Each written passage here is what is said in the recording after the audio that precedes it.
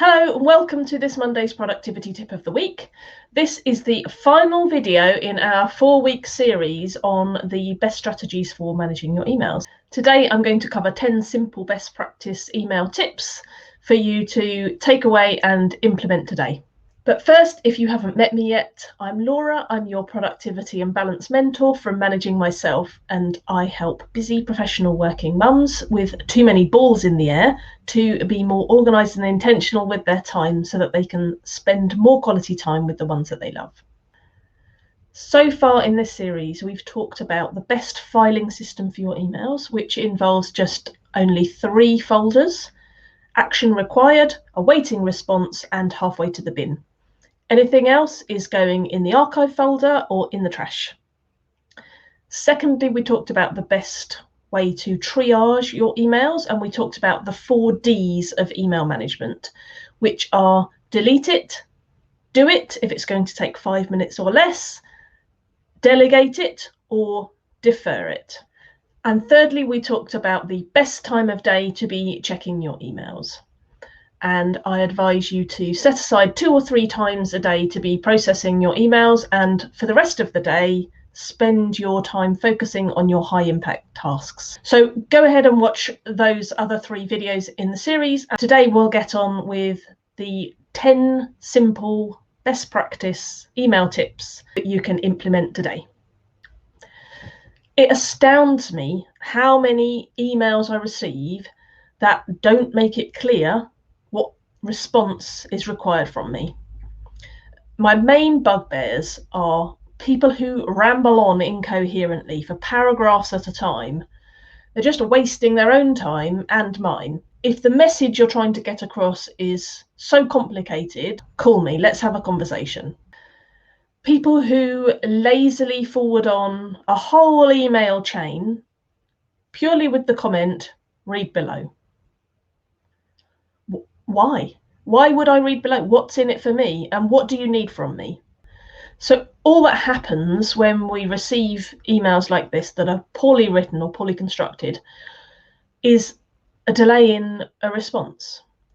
Now, we've all been there. We read a long and complicated email. We can't work out easily what it is that we're supposed to be doing with it or what response is required. So we just leave it in the inbox and we think we'll come back to it later. And then we come back to it later and we've got to read it all over again because we can't remember what it said and it was very complicated.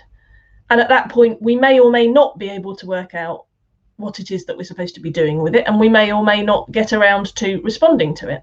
Now, this is just an exhausting way of dealing with emails, and it's highly inefficient.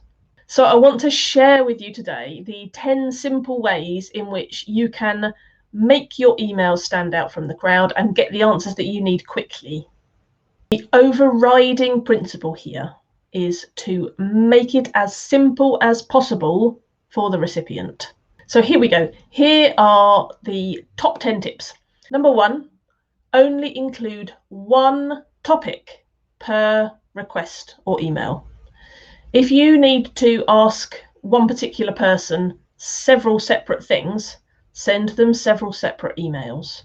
It makes it so much easier to just respond to one email with one answer than it does to respond to that one email with all the different various things, because there might be one thing that's easy to answer and one thing that requires some work. Tip number 2, in the email header, include square brackets and in caps lock within the square brackets, response required, or else FYI just in the square brackets.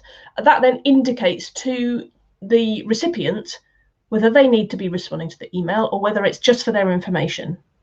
Tip number 3, make sure that the first sentence of your email contains the question that you need answering, and only then go into the detail that you need to convey. Question first, then detail, not the other way round. Tip number 4, if you're trying to arrange a convenient time for a meeting with somebody, offer 1 or 2 time slots that work for you, rather than asking the recipient to suggest a time. It's so much easier as the recipient of the email to look at times that have been suggested and to check your calendar to see if you're free on those times, rather than being asked to suggest a time and then going to your calendar and having to think about, well, I could do it then, or I could, maybe I might be able to make it work there.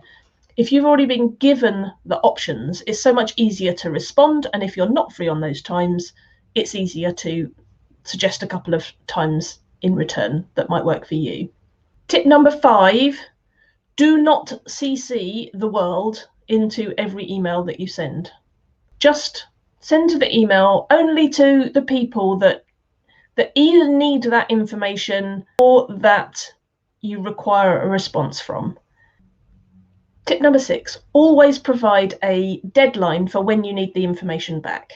It's so frustrating when you receive an email and asking for some information that's going to take some time to gather it together, and it doesn't tell you when the recipient needs it. So are you expected to be dropping all of your tasks for today because it's really urgent and it has to be done today? Or is it something that they don't need until a week or 2 weeks' time? Tip number 7 is to follow up with a friendly reminder a couple of days before the deadline when you need something back, if you've not yet had a response. It's always best to give the person the benefit of the doubt, and it's best to give them a couple of days heads up that the deadline's drawing near, just in case it did disappear off the bottom of their list. Tip number 8 is to keep your emails short. The shorter the better. Now, I know everybody wants to keep it friendly and to have a nice chit chat. How are you? I hope you've had a good weekend, and blah, blah, blah. And if you have to include a quick sentence that just checks in with how are you doing, then go ahead and do that. But please don't fill the email up with all sorts of fluff that's better just done as a quick chat at the water cooler. Keep it short, the shorter the better. And tip number 9, if you do need to send an email that's going to be wordy, and it's not something that can be done just on a phone call because you want to have a written record of all the things that you've done, then make sure you break it up. Leave lots of white space, use headings, and use bullet points. This is a far better way of conveying a written instruction rather than having big bulky paragraphs of text that are hard to read. And finally, tip number 10, never send emails late at night. This sets a really bad example, and it makes others feel like that they need to respond immediately. It sets the wrong tone for an appropriate work-life balance. And even though you might feel perfectly okay about sending emails late at night because you happened to be busy during the day, doing other things, and now you're catching up, it doesn't set the right tone for others. And the way to go about doing this is every email provider now has a schedule functionality. So you can go ahead and write the emails, just schedule them to send at, for example, 8 o'clock the next morning. And then the recipient is receiving them in good time, rather than if they happen to be checking emails last thing at night, which I don't advise is a brilliant thing to do. At least they're not picking up your email at that point and then worrying about it or feeling the need to respond right away. So to sum it up, you've now seen all 4 videos in the email management series. I hope you've taken some action on some of these tips and are starting to see an improvement in the amount of time you're spending and the efficiency with which you're now able to process your emails. I'd love to know how you've been getting on. Pop me a comment below, or even better, take a screenshot of your newly organised email system so I can see your progress. And next week, I promise I'll cover something entirely different from email management. That's it for today. I hope you have a super week, and I'll see you next time. All the best. Bye.